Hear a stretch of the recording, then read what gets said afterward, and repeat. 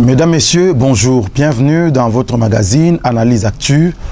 Nous sommes contents de vous retrouver pour parler de l'actualité.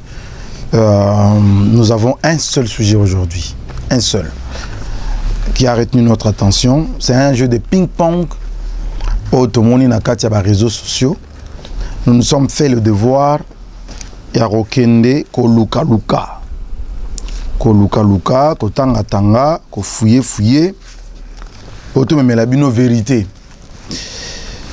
Il y a quelque chose qui se passe entre deux ministères, ba membre ya gouvernement ya Sama Lukonde. Lelo.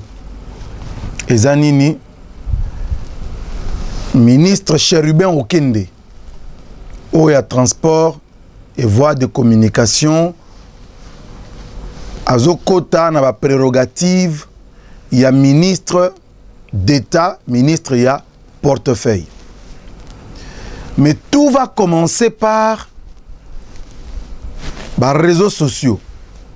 Tout le monde dans les réseaux sociaux bazo dénoncer ministre d'État, ministre à portefeuille que a touché mbongo 1 million de dollars américains na gouvernement oyo ya Sama Lukonde. Gouvernement ya Fachi sans FCC à Kabila, ministre d'État en charge à portefeuille, a touché 1 million de dollars américains.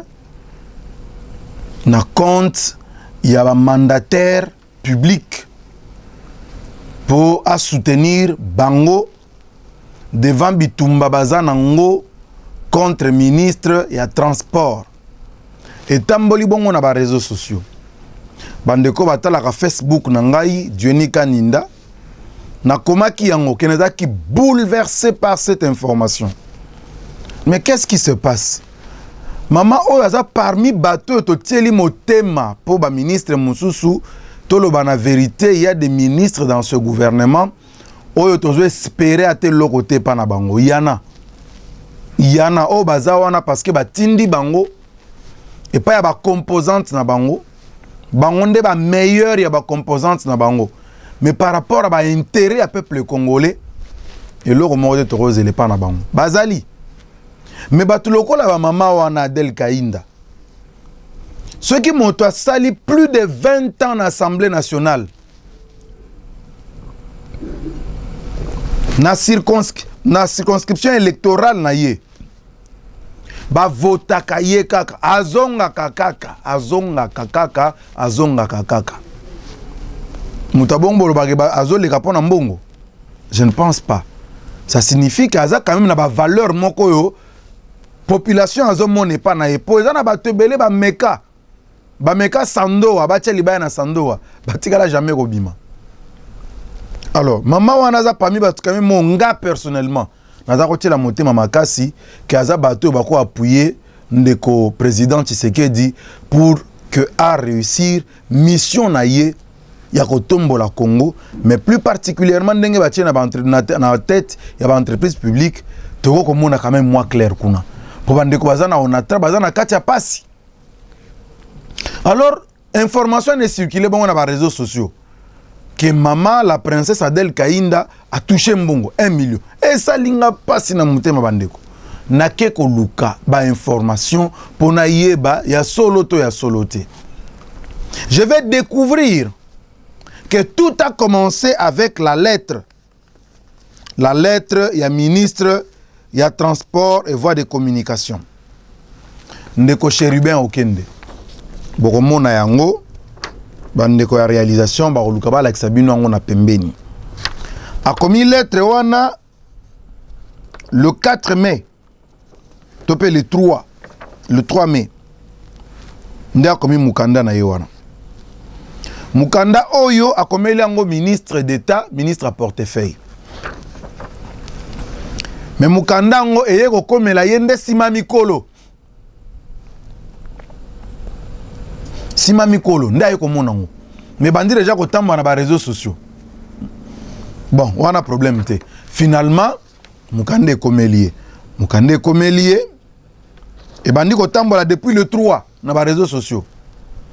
Et yeko komela ye le 4 mai. Le 4 mai. de mukanda et kokoma na ministère ya portefeuille. Tango ministre a portefeuille a moni mukanda, mukanda ezo senga nini? Mukanda oyo ministre à transport et voies de communication azo senga pa ya ministre d'État, ministre à portefeuille apesa ye ba expert wana bakende kosala audit na ba entreprise publique oyo eza na secteur ya transport.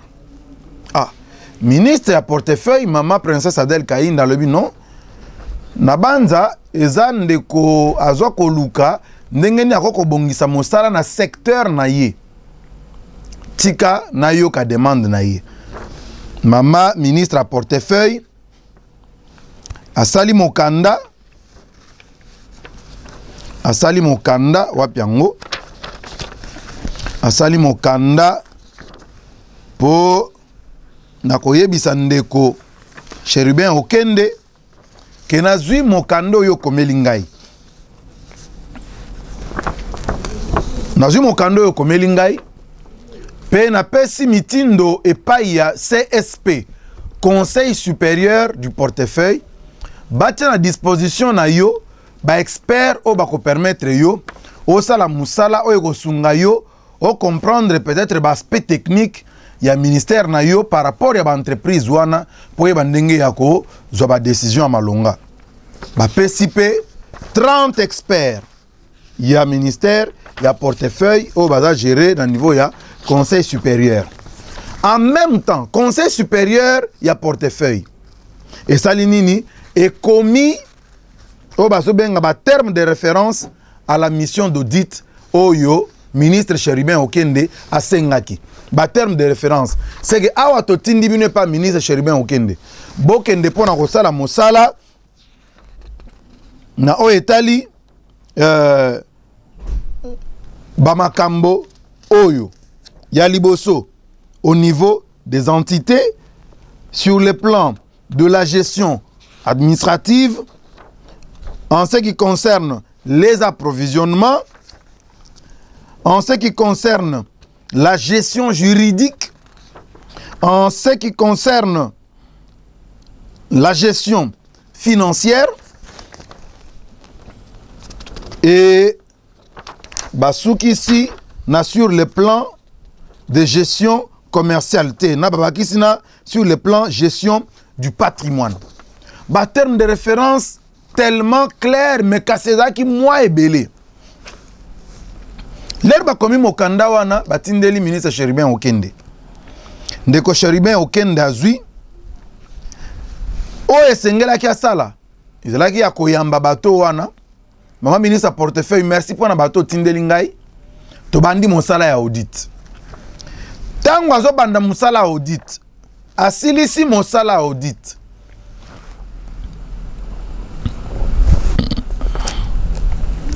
Avant azo ba décision. Bola Mouizalaki azongeli ministre portefeuille. Na sima abokoyeba pourquoi il faut azongela ministre portefeuille.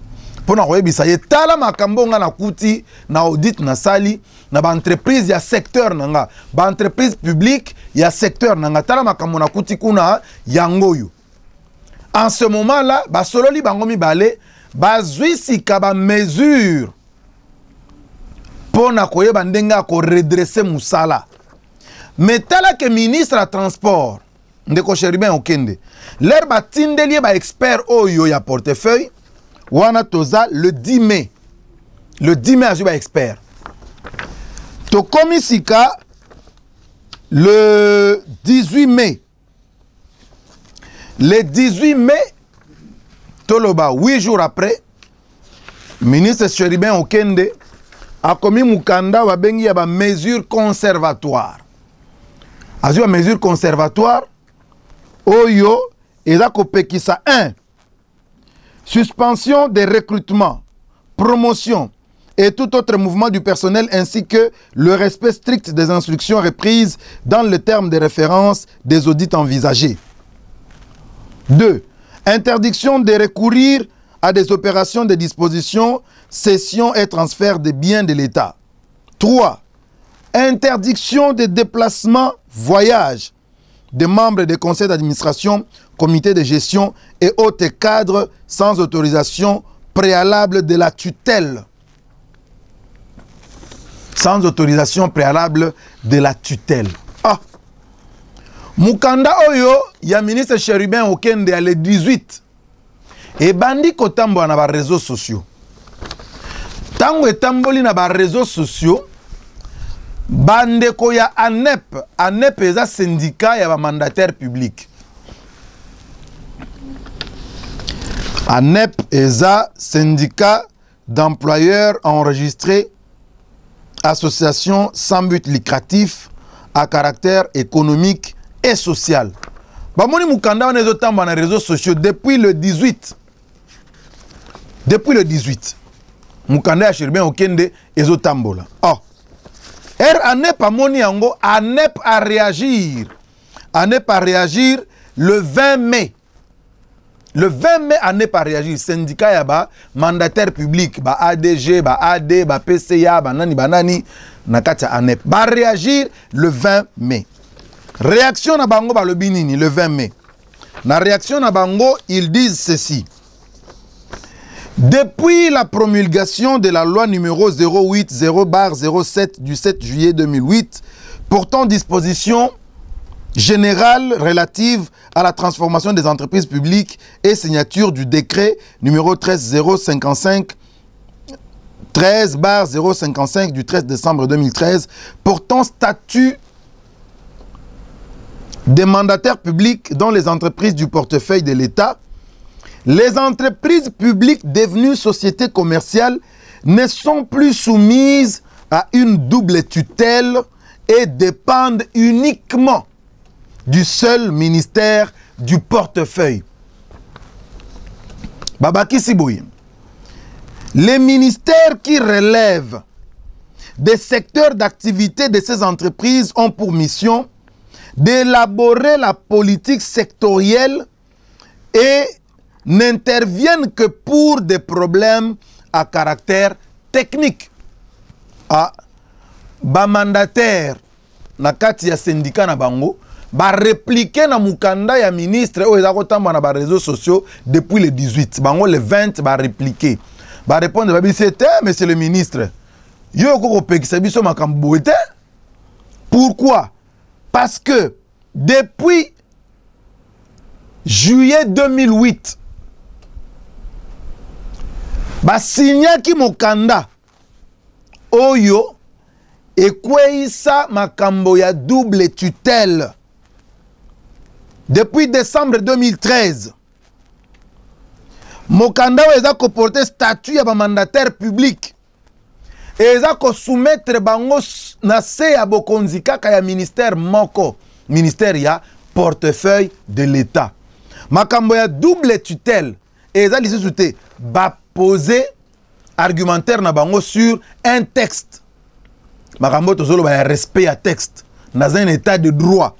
Ba commis la promulgation de la loi numéro 08/007 du 7 juillet 2008 portant dispositions générales relatives à la transformation des entreprises publiques et la signature du décret 13/055. Ba pesi texte de loi oyo eza ko appuyer argumentaire na bango pona ko ebisa ndeko Chérubin Okende oza lisusu na bokonzi likolo na biso te par rapport ya mobeko wana mibeko wana mibale bakomi et puis ba yebisiye que ba entreprise sectorielle oyo eza na ba entreprise oyo dépendaka nango net ndenge za boye transport soko sui ba entreprise publique ou eza lié na ministère ya transport eza neti RVF ba R20 mwana hein ba Onatra eza na liaison moko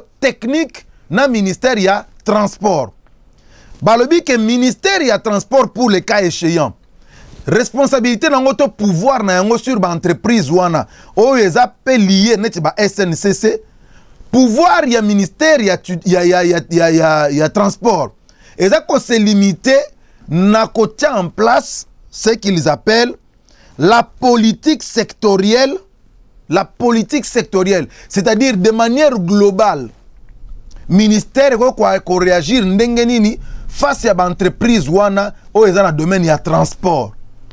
Et ils ont intervenir que pour des problèmes à caractère technique. Makambo eza en relation na ba affaire technique. Makambo etali administration. Makambo etali gestion ya mbongo. Makambo etali déplacement ya ba personnel et engagé ministère ya transport ceux qui moqué te sur base ya ba texte mibale oyo ANEP abimisi. Wana va répondre ministre natangi nyon sote na zuika kamwa extrait wana mibale. Wana ANEP a répondre ministre ya transport pour na kozongisa na nzela par rapport ya ndenge bango ba moni ki a dérapé na ba mesure conservatoire oyo ye apesi en date du 18 mai 2021. Ba mesure conservatoire wana ba moni ki eza ko boma eza ko dépasser ba limite ba prérogative na ye. Wana ministre à portefeuille azana nous saisité par son collègue ou par le ministre, parce que ministre d'État a précédent par rapport au ministre de transport. Ministre d'État en charge du portefeuille a surtout qui ping-pong ezakobetama entre ministre ya transport na syndicat ya ba mandataire public. Oh, qu'est-ce qui se passe là-bas? À vérifier à travers ma service naïe. A eu ba information nyonso ne permettre le 20 mai. D'abord, ceux qui botali wana na mukanda oyo ya ba mesure conservatoire. Ba mesure conservatoire ils a prise le 15 mai. Voilà. Précision wana. Et pesami le 15 mai. Ba mesure conservatoire et ministre et pesami le 15 mai. Mais courrier Oyo et comme la ministre d'État à portefeuille le 18 mai à 16h10. À 16h10 le 18 mai. Alors que Moukanda a mis depuis le 15 mai. Est-ce que ministre Zalaki moi qui dit bah tant que la mesure conservatoire a signalé ministre à portefeuille? Est-ce que le service n'a y et bon ça n'a qu'il faut qu'on dépose Moukanda n'a pas un ministre à portefeuille? Est-ce que moto ba pesa ki yango asuka ki na nzela na mukanda ki na nanda kunaye? Ba question est belé. Mais mukanda ko comme la ministre à portefeuille le 18 mai. Né le 20, Tomoni ANEP à réagir. Sika oyo tokomi le 20 mai wana. Ndeto comme on a mukanda ya ministre d'État. Ministre à portefeuille aye sika ko zongisa makambu na molongo. Mais on a trouvé intéressant, na mokanda ministre d'État, Eza Kosala rappel, il y a ce que dit la loi. Dans ce qu'elle rappelle, Alobi a s'appuyer sur, Alobi d'abord, j'ai l'honneur d'accuser réception de votre lettre mieux définie en marge dont copie m'a été réservée et vous en remercie. Na deuxième paragraphe, néanmoins, après examen approfondi de la question et prise de connaissance des termes de référence irrélatifs, je me vois dans l'obligation de revenir à ma lettre du 15 mai. Pourquoi? Abandi ko pesa ba raison. Era monique comme ping-pong bongo a monique te. O eza ko mettre en péril le bon fonctionnement ya ba entreprise, ya l'État. Abandi ko rappeler Sikawa, ministre à transport. Les entreprises publiques sont aujourd'hui des sociétés commerciales régies par le droit commun. Aïbi c'est que ba entreprise publique, ba entreprise ya l'État ndenge to moni yango wana lelo. Ba si ba bongola yango, po ba komisa yango performante, po ba komisa yango ezana makoki ya ko agir ndenge sengeli. Ba transforma yango, ba transforma statut na yango. Et l'on kaka ba entreprise kaka ya l'État pamba et comme ba société commerciale. Donc aujourd'hui SNEL, aujourd'hui Régie des eaux, aujourd'hui SCPT Natrawana, aujourd'hui SCPT Poste. Bango nyonso wana ba koma na toutes les autres ba koma ba société commerciale. Et en tant que société commerciale, baza gérée dans l'État congolais au même titre que toutes les entreprises commerciales par la loi et droit commun. Ministre a rappelé bongo. En conséquence, et conformément à la loi numéro 08/07 du 7 juillet 2008 portant disposition générale relative à la transformation des entreprises publiques, la notion de tutelle a été supprimée pour permettre à ces entreprises d'évoluer suivant leur statut propre. Mobeko wana ya 2008, au mois de juillet, et abroja elongola makambu ya double tutelle. Nenge zaki kala pona wakaki yango pe ba bandeko mususu babi ezana double entreprise publique ezana double tutelle. Tutelle technique na tutelle administrative. Depuis loi ya 2008 pona bato ba yeba kité. Boye bango que depuis 2008 à l'époque ya Joseph Kabila ba salaka une loi oyo ba longola ka makambu ya double tutelle parce que double tutelle wana eza comme mema Mobulu na kati ya entreprise publique. Ministre koto a beti boye, oyo koto a beti boye, ba entreprise moyen fonctionner bien, ezate, ba kwei saka makamba double tutelle. Tutelle etikala ka lisusu kozala te. Mais tutelle les a remplacés par quoi? Ministre azo continuer. Alobi boye. Le ministre ayant le portefeuille dans ses attributions y intervient en tant que représentant de l'État actionnaire dans les limites des pouvoirs de l'Assemblée générale conformément aux statuts sociaux de l'entreprise. Confère article 14 de la loi numéro 08/010 du 7 juillet 2008 fixant les règles relatives à l'organisation et à la gestion du portefeuille de l'État et le décret numéro 13/002 du 15 janvier 2013 portant organisation de la représentation de l'État actionnaire unique au sein de l'Assemblée générale d'une entreprise publique transformée en société commerciale. Mama ministre ya portefeuille a pesi mibeko oyo ekweisa makambu ya double tutelle. Oh tutelle technique, oh tutelle administrative et si ekweya. Maintenant, ba responsabilisa kaka ministère ya portefeuille ya ngonde e représentaka l'État congolais na kati ya l'Assemblée générale et sika bazozo ba décision minene pona ba entreprise wana. Ministre ya portefeuille Ndaza ko représenter l'État actionnaire unique. L'État congolais est actionnaire unique dans la entreprise. Aza représenté pouvoir de l'État congolais. Aza représenté par ministre ya portefeuille. Par ce fait-là, il n'y a aucun autre ministre où il y a une décision liée na mouvement ya ba agent, liée na bambongo gestion ya bambongo, liée na fonctionnement financier administratif, il y a patrimoine, il y a banini, sans que le ministre à portefeuille appelle ça à Valnaye. Ça doit passer par elle. Mais maintenant, ce qu'on quitte, c'est ministre a bakisi sur ce élément moko. Alobi, sur instruction du président de la République, les états des lieux des entreprises et établissements publics sont en cours de réalisation par ces derniers, sous la supervision de mon ministère, conformément aux lettres numéro 0883/03/2021 du 25 mars 2021 et numéro 1279 du 10 mai 2021 du directeur de cabinet du président de la République, confère lettre numéro tout ça du 5 avril 2021 du ministère du portefeuille aux entreprises publiques. Ces états des lieux feront l'objet d'un atelier par entreprise auquel prendra part le ministère sectoriel concerné.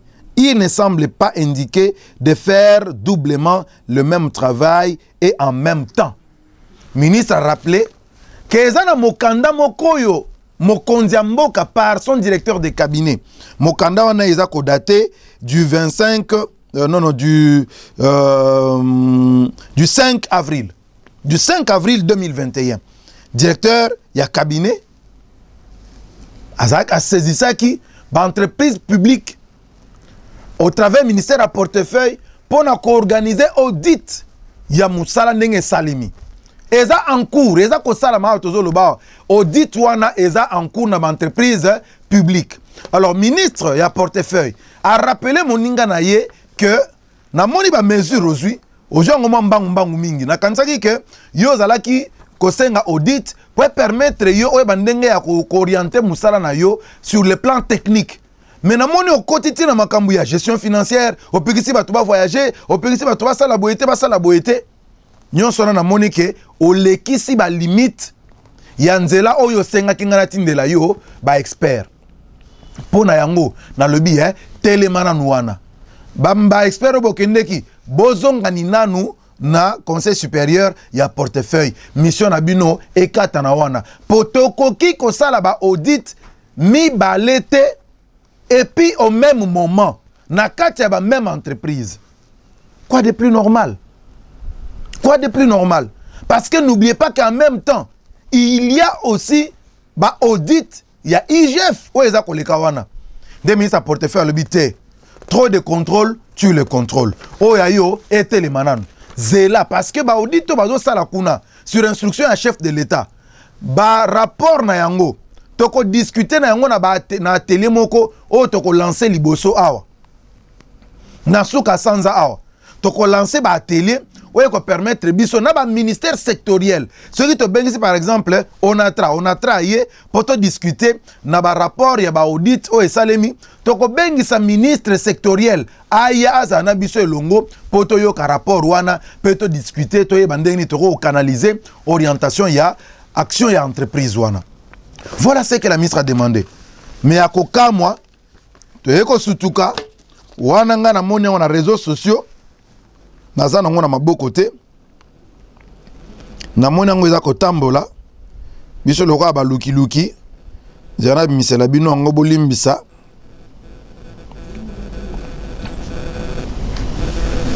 voilà yango mokanda ya ministre Cherubin Okende akomeli yango ministre à portefeuille akomi yango le 40e a combien ngo date ezomona te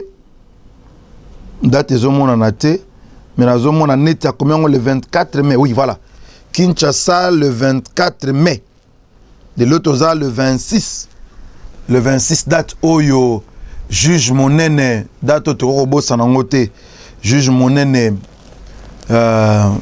ndeko na biso Yann Ouazaki Kosambi sa procès à 100 jours.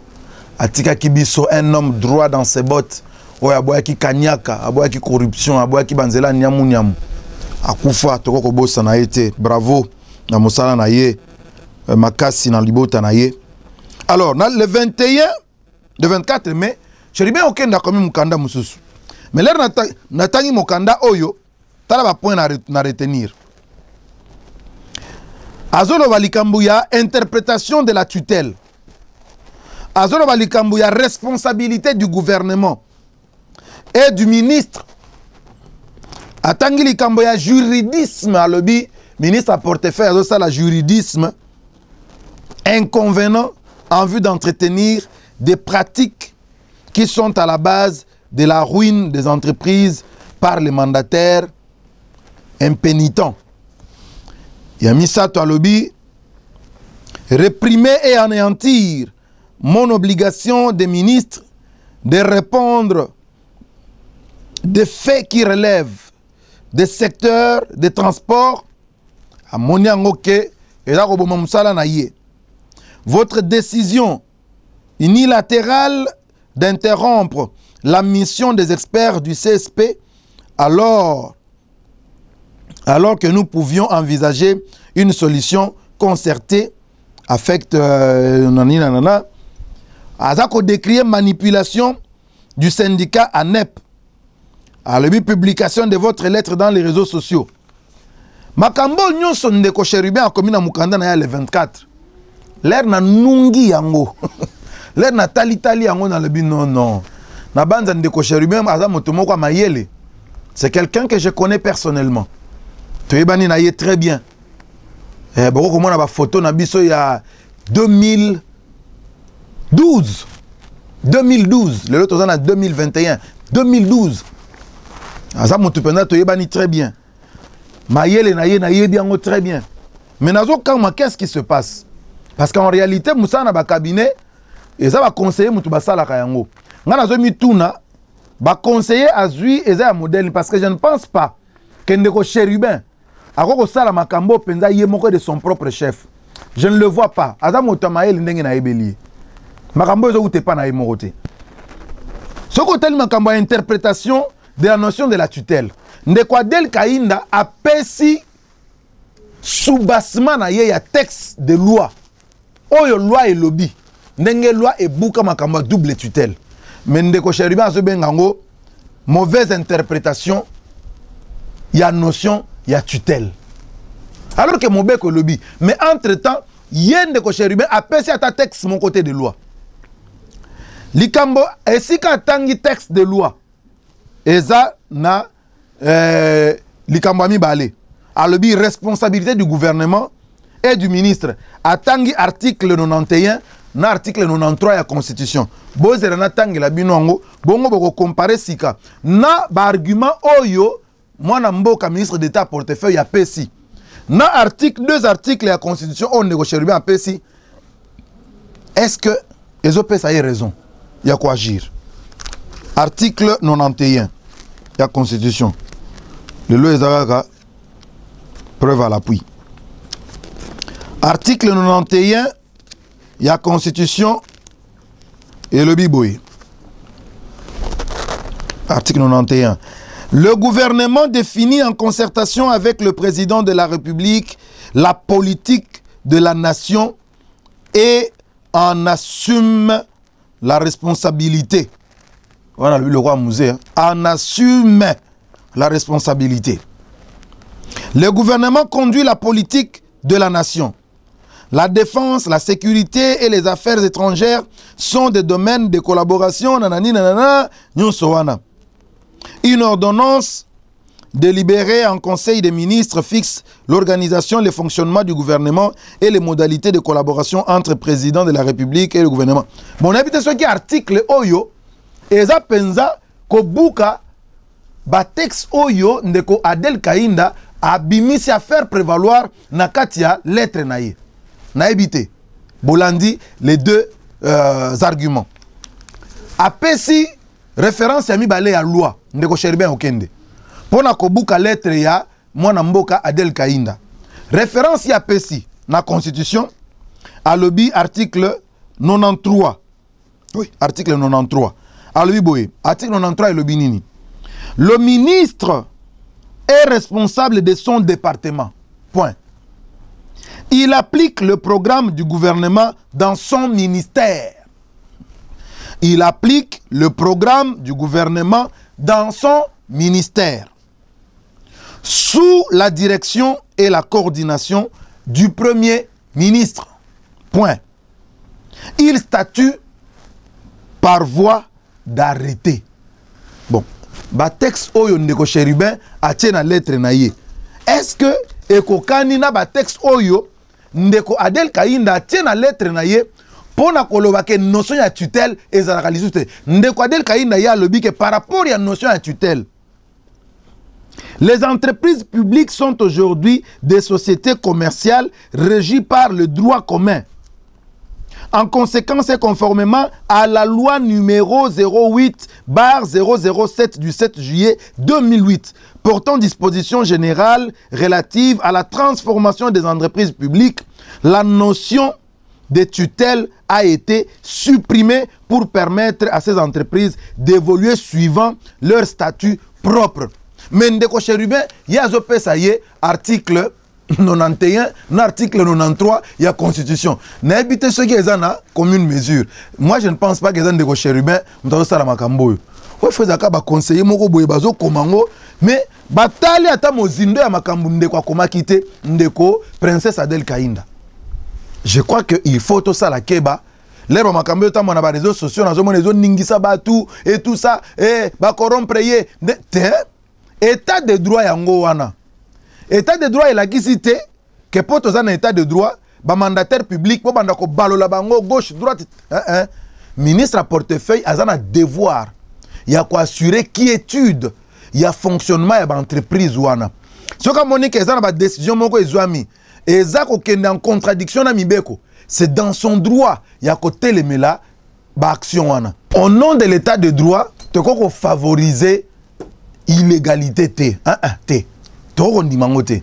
Mais na moni ndeko Cherubin azo senga ono pona ko permettre nga sa musana nga na sengi o revenir na décision na yo te maman Adèle bon wane komi na pouvoir na ya kotala mais je crois que maman Adèle a sa petite réponse na ye ba audit ezo salama oyo président de la République a sengaki eza en cours oya IGF eza en cours bongo sika ndeko Cherubin liso aligno ya ye qu'est-ce qui se cache derrière ba demande ya audit ya ndeko Cherubin maman ministre tikala na position wana ba audit wana mi balé oyo président de la République a sengaki na oyo IGF aza ko sala ça suffit amplement pour na ko yebisa biso qu'est-ce que les DG les AD les PCA ont fait de fonds de l'État oyo eza géré na kati ba entreprise na bango toza soucieux ya ko yeba yango le tozo ba makambo c'est pas pour autant dire que tozo kotela ba ADG to ba DG to ba nani tozo kotela bango te nous voulons voir clair mais seulement trop de contrôle tue le contrôle bo permettre bango pendant que ba audit wana mi balé zo salama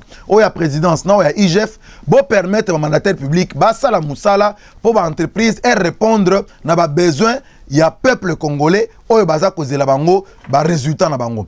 Merci mingi na bino bolanda ki biso abonnez-vous massivement na Congo Market TV chaîne na biso YouTube bande ko mingi bakenda ko lukanga na YouTube na komba Diony Kaninda non ma chaîne YouTube ne s'appelle pas Diony Kaninda ma chaîne YouTube kombo nango Congo Market TV.